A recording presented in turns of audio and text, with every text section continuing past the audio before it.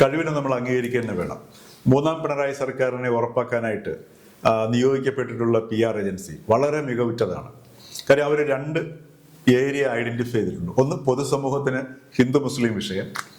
രണ്ടാം പിണറായി സർക്കാർ അധികാരത്തിൽ വരുമ്പോൾ 13-നും 18-നും വയസ്സിനിടയ്ക്കുള്ള പുതിയ വോട്ടർമാരുടെ വിശാലമായ ഒരു കോൺസ്റ്റിറ്റ്യുവൻസി.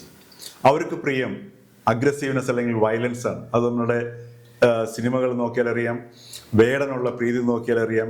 എന്തിന് നമ്മളുടെ 84 വയസ്സായ പ്രൊഫസർ PJ കുര്യൻ പോലും SFI വിദ്യാർത്ഥികളുടെ പ്രക്ഷോഭത്തിന്റെ അഗ്രസീവ്നെസ് കണ്ട് അദ്ദേഹം പോലും അസൂയ കൊണ്ടു.